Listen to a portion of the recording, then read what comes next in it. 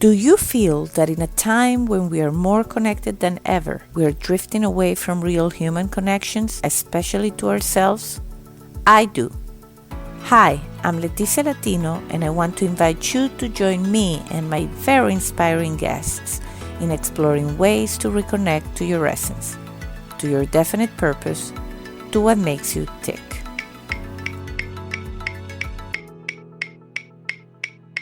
Are you ready?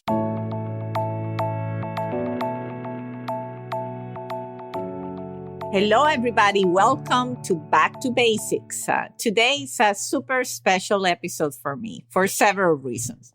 First, I have the far out couple here with me. And if you have followed the podcast, you might recall Julie-Roxane on episode 11 and Alasdair on episode 17. So hello, guys.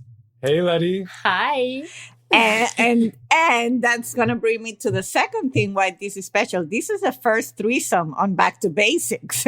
I love we're glad to be your first. Yes. Exactly. Who better than you guys for the first time I do a three-way episode. So this is very exciting for me.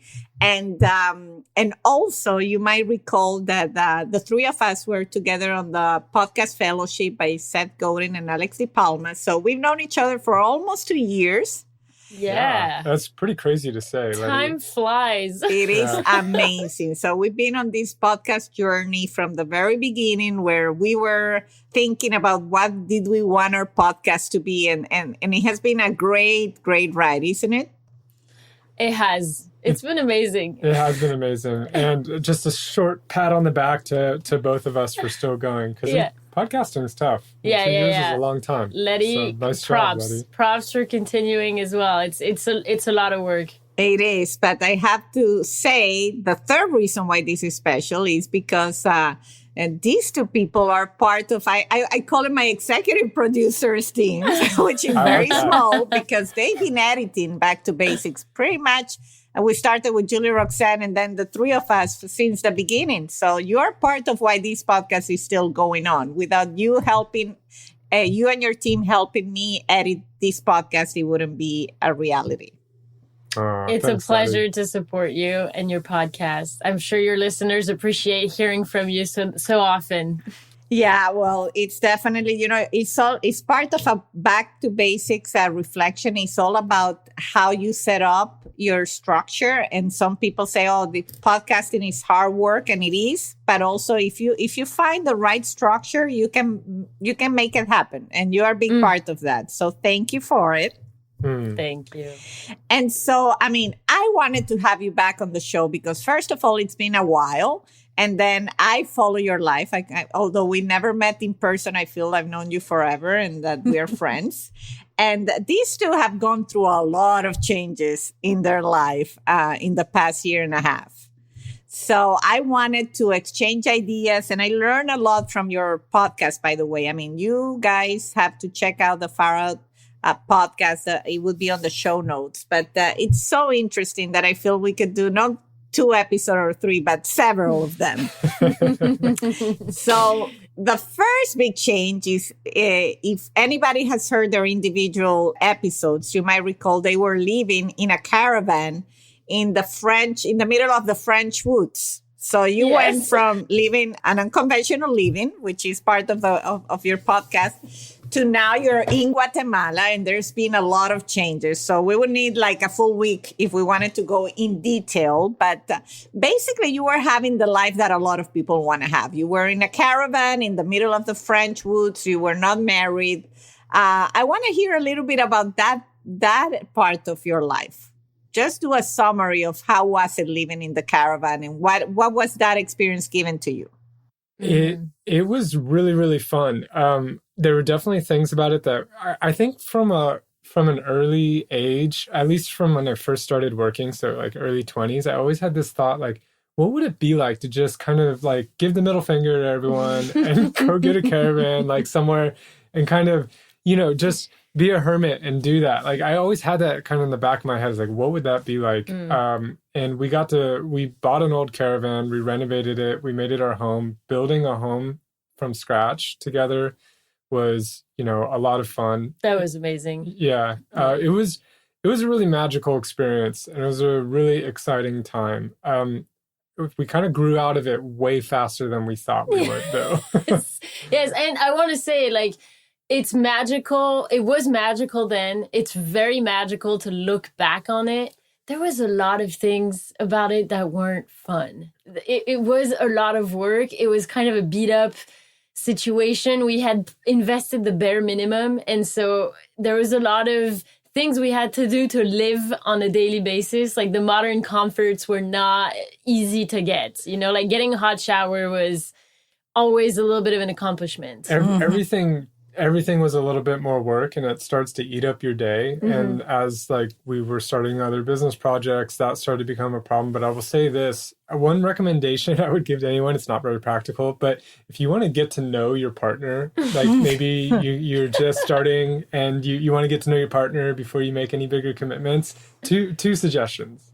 One, go do like a month-long hiking trip with them, or like trekking. Even just a week or 2 weeks, we could already give a lot of information. Yeah, and then renovate something. Probably not a house, because that's probably way too big a financial commitment in the beginning. I wouldn't recommend it, but renovating like a caravan, you learn a lot about each other because you see each other at your best and at your worst, and there's no hiding it.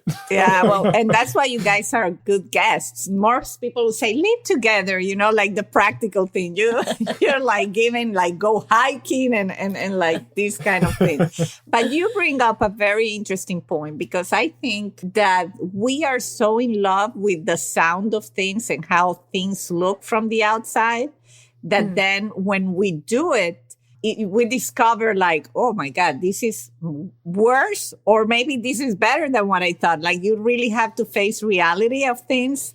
And I think living in a caravan is exactly that. It sounds so charming and so great. And then when you're in the middle, like camping, right? A lot of people don't like camping because of that. It sounds great, but then you're there and the mosquitoes are there and it's hot and etc. And then they say, okay, this is not for me, which I love camping, just for the record. I personally do, but I know what I'm facing. Yeah. No idea survives the first encounter with reality. Yeah. I think that's been my experience. And, you know, I just find it amazing because even you're talking about my life, right? Living in a caravan in the woods in France. I remember that life. There was a lot of things about that life that I when I was in it, I wished were over already. And I could just have, you know, maybe a summer day where I didn't feel like I was melting with the heat or something like that. And you saying it sounds, I have this really picturesque image of people relaxing in a chair and like being outside and the birds. And the reality is that we had a composting toilet, and every so often we had to dig a hole to bury our own waste. So it's, you know, it's there's a lot that goes to it. But we rarely sat outside. We rarely actually just enjoyed and relaxed. Yeah, that's very true. It was the day before we sold it when we did that. And we're like, why don't we do this more often? It's crazy. But you know, happens also with people that live in mansions and they have the boat there and they have the pool there. And then they discover like, oh, we never use the pool. We never use the boat. We never.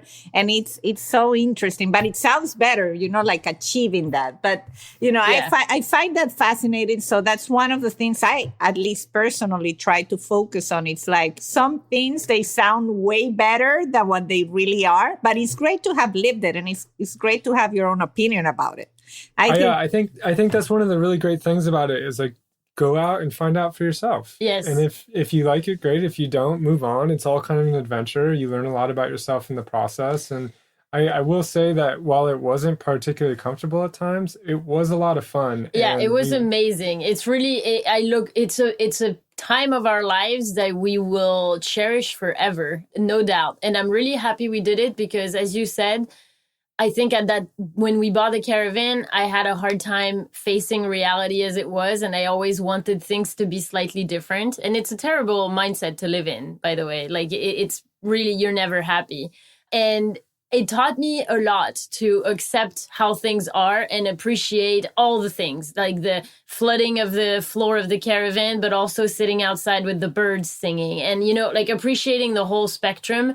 That's been massive. That's awesome. And I think that's perfect, like segue for what I want to talk next. It's about, sometimes we prejudge circumstances or we make our own idea of how they're going to be. We label them. And so I remember when we met, you were dating. And again, it seemed like here I am with two small children, and I've been married for like 10 years. I have a big corporate job. It's like, it sounded so nice. And then you guys said, you were not that convinced about the whole marriage institution. And I personally feel, and I follow your entire journey in terms of these podcasts and what you've shared, that at that time, especially Julie-Roxane, which I spoke more about it. Maybe Alasdair had his own ideas, but I exchanged a lot of emails during that time with you about marriage and what it meant. And you never sounded like too convinced. So it came as a big surprise to me when I heard we're getting married. Mm-hmm. Right. And then if you follow their podcast, there were some visa issues, but you love each other. And so to me, it makes sense that you guys were going to be married. So do you feel that maybe your perception of the whole marriage experience has changed since you tied the knot? Yes. I also think we did it in a way that I'm happy about, because I think it could have been, we're early on in this, so we're just beyond a year, but like the experience of getting married and how we did it. I mean, our marriage cost us $2,000 and we paid for it. And we had a nice party for some family, but it was not a big thing. We got married in Marseille in France. The pictures were beautiful. So those were... It was like, honestly, and I mean, maybe everyone says that, but it was the best wedding I've ever been to. It was amazing. Yeah, well, that's a good sign. It was great. I will say this, that I think it took us both by surprise. And I think this is partly in the way we do it, but I think it is also partly why marriage is such a powerful thing, is that it, for us, really felt like a rite of passage. And we really felt like we ended on the other side somewhere new. I mean, it was definitely a powerful psychological transformation. And I think we did underestimate how much that was going to impact our relationship. Coming out the other side of it, it was like we were not the same two people. And I'm glad for having gone through it. Yeah. The first year has been interesting, to say the least. I feel like, as you said, Alasdair, I was most definitely underestimating the thing. I was just like, we're going to sign papers, we're going to have champagne with people we like, and, that'll be it.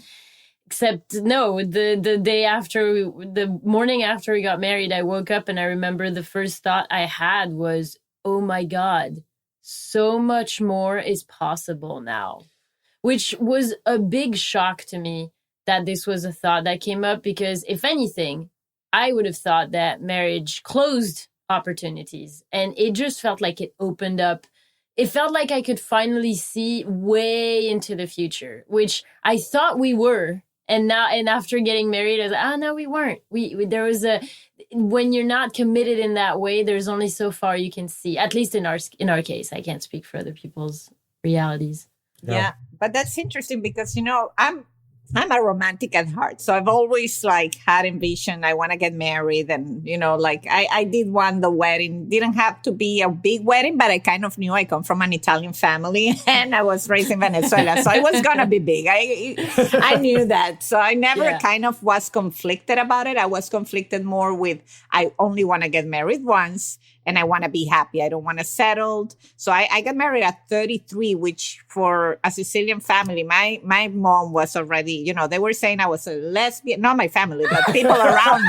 I was a lesbian. What's wrong with me? People were seriously thinking what's wrong, because I had, interesting guys, trying to gain my attention, but I just didn't want to settle. So that was my biggest fear. And I agree with you, Julie-Roxane, in terms of the opportunities it opens. So, but to see the change, I hear so many people say, I don't need to get married, especially in church. I'm religious, so of course I wanted that. But, people say, what a piece of paper is going to give me that, I don't have when I've been living with the person for so long. So that's why I value so much your angle in this, because that's the way you did. I didn't do it that way, but that's the way you did it, and you still saw opportunities opening up just because you got married. It turns out a piece of paper changes a lot, just because in our situation, we needed that piece of paper because Julie-Roxane's French and I'm American. Yeah. It was important for like some reasons. And that is actually what got us thinking about it so fast. But that aside, a piece of paper might not do much, but the symbolic act that marriage is, and that means making it your own, making it intentional, and making it meaningful to you in whatever way it was. Like for us, we planted a tree that we kind of crafted our own spiritual ceremony, and it was so peaceful and beautiful. We wrote our own vows, and we had just 10 members of our closest, like the family, witnessing us saying these vows. And I think that was when, if I was to look at it through the angle of a rite of passage, it felt like the ground opened up while we were telling our vows to each other, like something really profound in our psyche happened,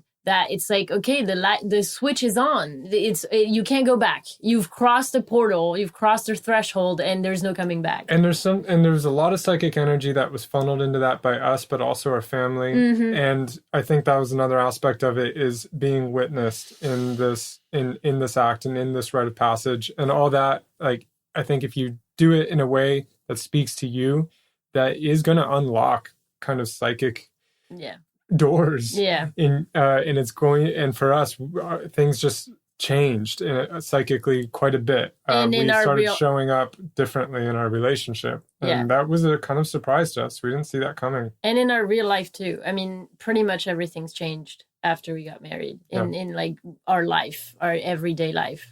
Yeah. And that's, it's perfect, because I knew this was going to be easy. I'm like, I don't need to prepare that much, although I did prepare. And I know you guys have been more active on Instagram, and I invite everybody. I mean, they take the most amazing pictures, and you learn where they're living now. But you have in your bio on the Instagram, you have 3 things. And I say, this is perfect to base this chat around them. You have step off the beaten path, which obviously you've shared, you were living in a caravan. You keep doing that. Learn to live from the center and finding your tribe. So I thought, okay, let's focus on these 3 areas for this conversation. So we've been talking a lot about how you stepped off your beaten path.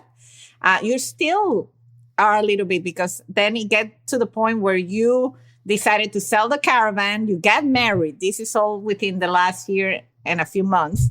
And now you're living in? Well, so this is, I think I'm realizing that we might not have clued you in, but we lived in Guatemala for 8 months, and we are now in California. We're in California temporarily, and the funny thing is, it's come full circle. We are looking for another caravan, which we can't believe, because I swore off it when we sold the last one. I thought we'd never do it again. But we're looking for a truck and a camper, and it's a kind of crazy story. But yes, stepping off the beaten path, finding your center, living from that place, and finding your tribe and I think like more than just physically doing those things, but like, to me, that's kind of a spiritual credo that we're living by as well. And that's great. And I mean, notice that I didn't say where you were living. I don't know why I was sensing this, because I let you say it, because I know you move around a lot. So I'm not going to go and mess it up. So I didn't know you guys were in California, although I saw an Instagram picture that they say, welcome back or something like that. I say, maybe they are not there anymore.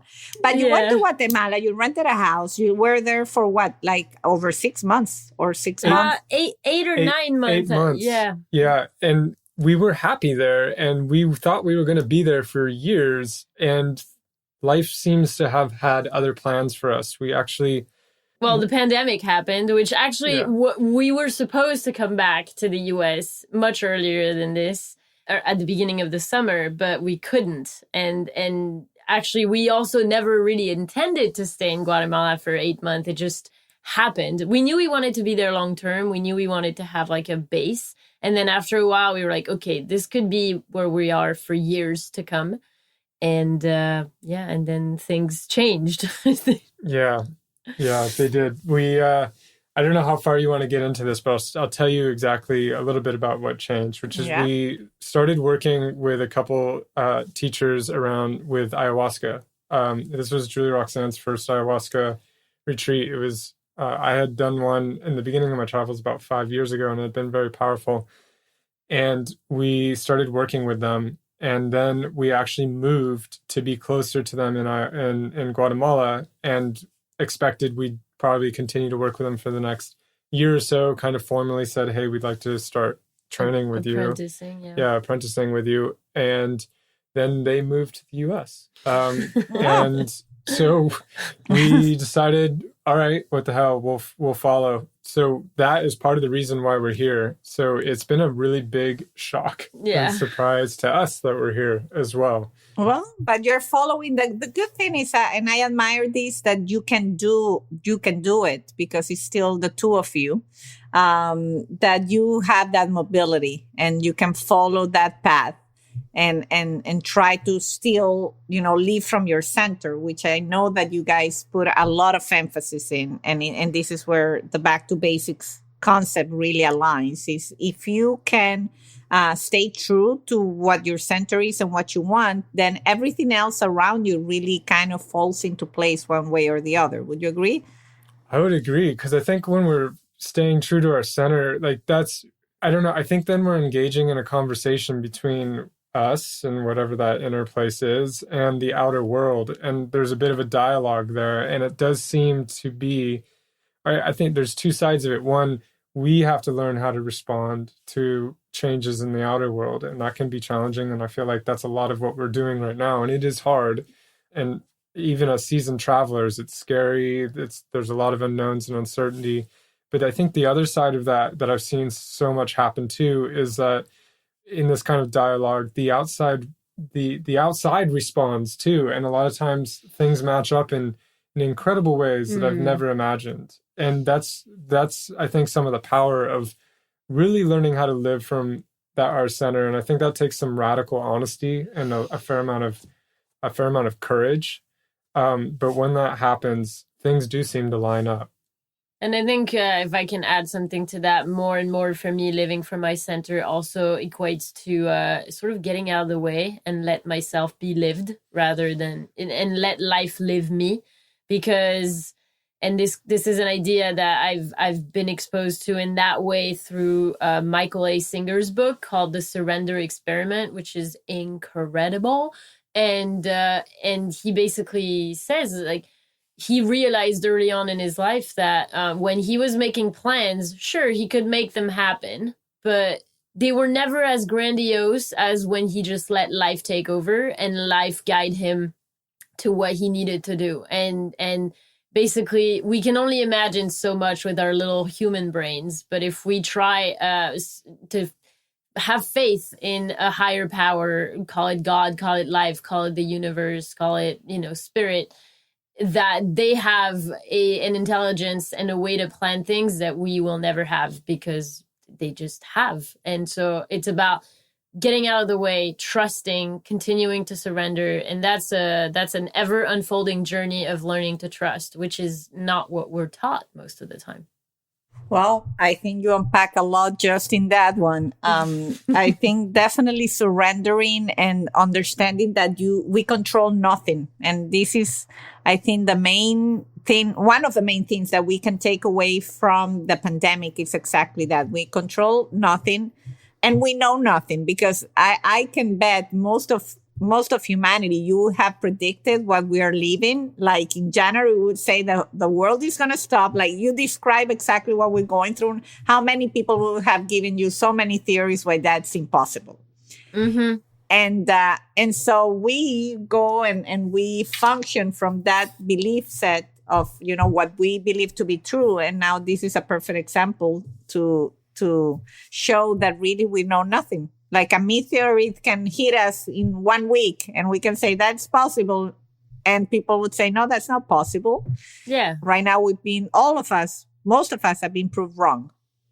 Knowing nothing is pretty scary. And so I think I definitely like to know things, but I also think there's something very exciting when you're willing to like say, hey, I don't know it all, because in a way, knowledge is kind of deadening, right? Like if you know it, you don't need to pay attention to it. And when you don't know it, it really begs for your attention and your kind of participation with it. And so And curiosity. there's a mystery to it. And honestly, if I look back, particularly at the last 5 or 6 years of my life and kind of the adventure that I've gone on, I'm most alive when I know the least and when I think I know the least. That, and usually I get into trouble when I start feeling I know what's going on.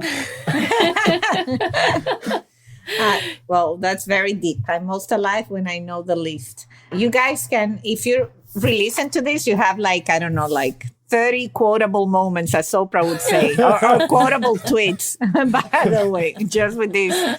And I love the concept of the unknown, and I'm going to take advantage of it to introduce something that I'm pretty sure my listeners are not that familiar with, because I wasn't familiar with it. And so I think, you know, you in your podcast introduce and interview, you have interviewed shamans, and also you spoke about the ayahuasca, and I personally don't know much about it, and I would love if you guys can just, you know, share with us the high level of this concept and these people. Oh, Sure. yeah. Yeah. This is a topic we definitely love to talk about. Do you want to start? Yeah. So the easiest way to talk about it and to introduce it, ayahuasca is a mix of plants that come from the jungle. There's a vine, and there's leaves and different plants from the jungle. And basically what it does is you take it in the form of a tea, and it's considered a medicine in the jungle. It's served by medicine people and shamans to heal people. I think this is a really important point before you go any further, because people talk about ayahuasca as a drug in the US, and it just sounds really odd, because if you were to ever go to a setting where ayahuasca is being served and where you're working with ayahuasca, that is absolutely not how it's treated. It's treated with reverence and a lot of things. And so it's always strange to me when I talk, I don't know, to friends or family, and then they call it, you know, they call it drugs. So we have to kind of drop that baggage and think about it as a plant, a kind of sacred plant that is used to understand ourselves better. And I think the reason why it is usually put in the same category as a drug is because the effects of ayahuasca are psychedelics, or a word that's being used right now is entheogens, which is, I guess, just because we don't like the baggage of the word psychedelics, but it basically means the same thing, which is allowing visions to connect further with the divine and with our own perception of reality and consciousness. So it's a tea that you drink, and it's done in a ceremony setting. It's a very powerful spiritual medicine, so it should not be done lightly. It's definitely something I would never do by myself, and you know, you need to have people holding the space who know how to do that. It's my personal experience with it that I can just share, because it like what happens in an ayahuasca ceremony starts to become ineffable. It's in the realm of things that is hard to talk about. But basically, there's just, most of the time, the participant will sit up or lie down and be taken on a journey inside their own minds and inside the divine.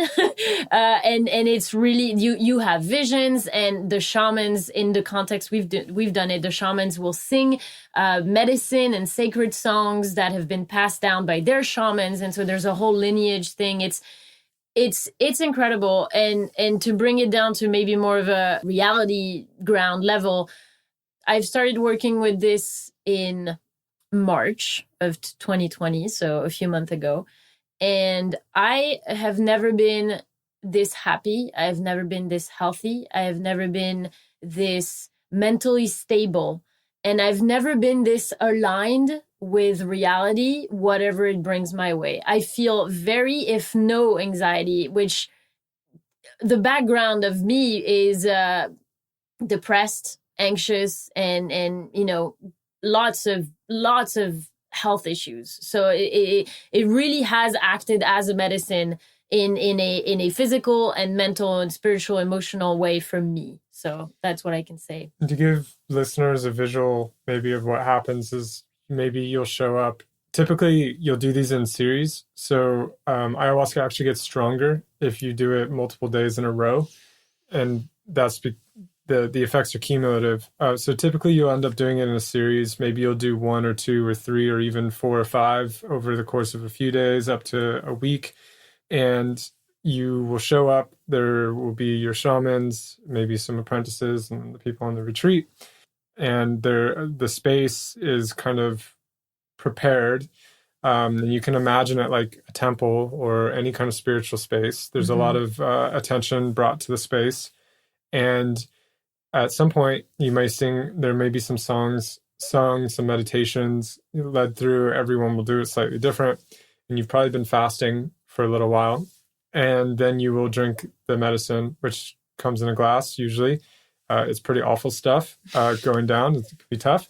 And then it's a little viscous. And then in our case, ceremony will usually last anywhere from like 5 to 7 hours. I mean, it could even go longer depending on who's leading it.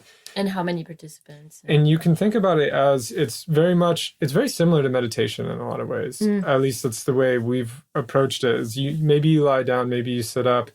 But ayahuasca teaches some pretty fundamental lessons, like surrendering to what is in the moment. And there's definitely a lot of underworld and upper world journeying. So you go to a lot of different places. I've heard ayahuasca described pretty aptly as you. And I think what the power in ayahuasca really is, or at least part of it, it's hard to really describe it completely. It's such a multidimensional medicine. But some of the big power, and I think one of the reasons why we've been so attracted to it and so interested in it is that it is such a teacher of learning how to kind of come back into my own body and also to face my own shit, a lot of my own stuff.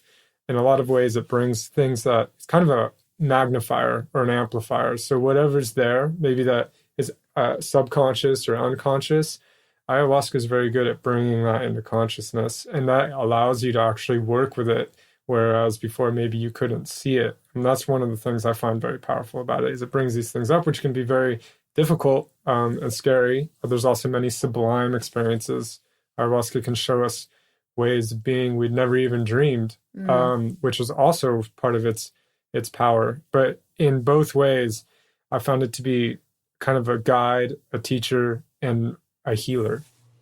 Interesting. Well, I knew that I had to ask that question because, you are starting to listen, hearing about it more and more. And I think it's part of also during pandemic times, people are searching how to calm down, how to quiet the mind. I personally did a mindfulness program and I've been, embracing a little bit more mindfulness.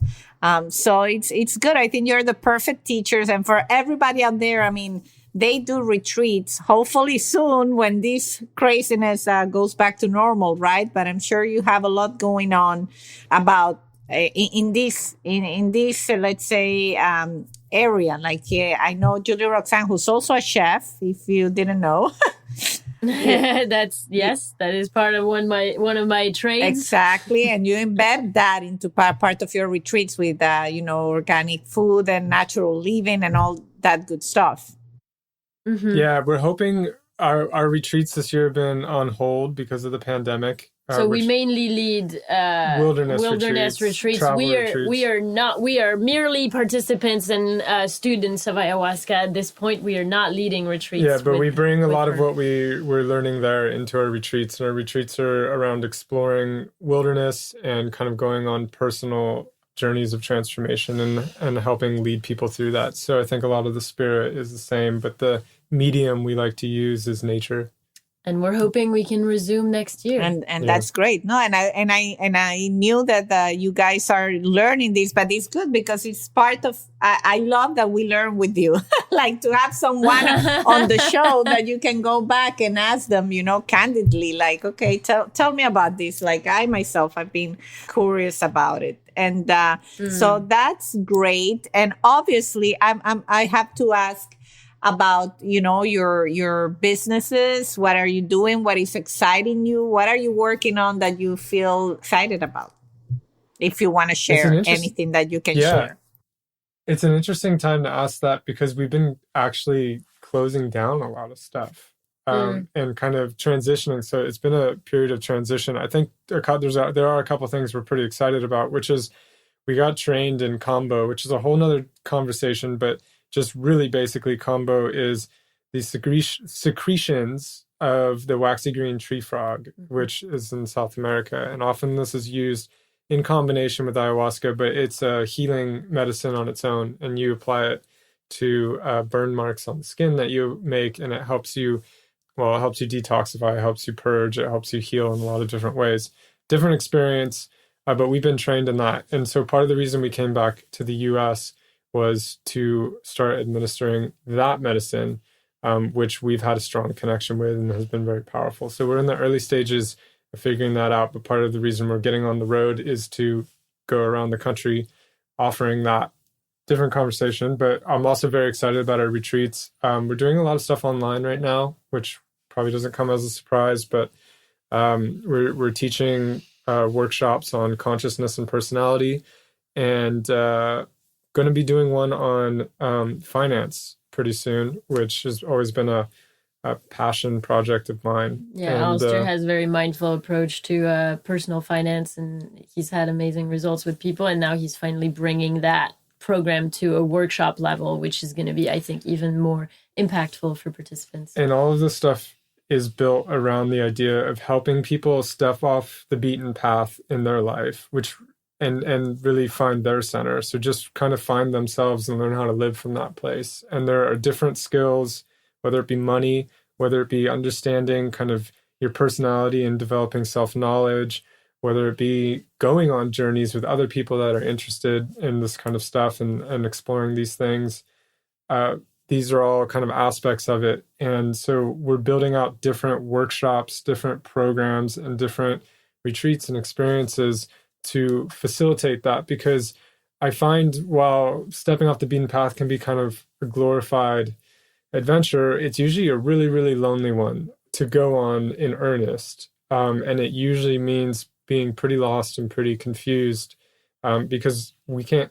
There's a great quote, "Traveler, there is no path. The path is made by walking." And I think that applies to this because what we're suggesting is you figure it out for yourself. And that always implies some amount of loneliness or some amount of solitude. And you can do it with others, but at the end of the day, that's a question posed to you and you have to answer it. And so we're trying to build a community that supports that personal journey.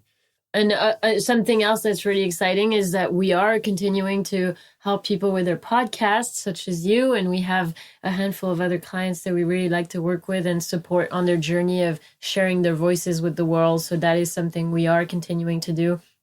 And I'm most excited about continuing to study with our shamans. I think that's going to be a very interesting adventure, and a lot has happened since we started working with them. And if you had told me a few months ago where we would be and what we would be about to embark on, I would have scoffed and laughed. So I'm curious to see where we end up in just a year. Just making the connection to where we were last time we talked on this podcast, you and I, Letty, is mind-boggling. For me, there's a weird thing that happens in my brain where it's hard to even totally remember and relate to the person I used to be back then, and that's wonderful. I'll say one last thing, that is, for anyone who's interested in any of these projects, we've finally built a website where that's our home for all these things that we do under kind of the Far Out name, whether it be the podcast or some of these other things we've been talking about. And it's www.thefarout.life. Yeah, that's great. Thank you. And I definitely will have it on all the show notes, but you should check it out because it's like, that's why I say I have to have these guys on the show again, because if you have found them fascinating, which I'm sure you have, go back and check their individual episodes because each one of them had a corporate career. They were doing what most of us are doing. And then they decided to just go explore and they met in India and they have a fascinating story. So that's why I say this, I need to build upon this. And I'm sure that in a year that this would, well, I would love to be back in a year. We have to do this year by year because you have the potential to blow us away every time that we talk with what you're doing. Yeah. And but also to inspire, because ultimately it is about inspiring people. And the fact that you have finding your tribe as part of the mission, I think it's so important because the three of us are living very different lives right now.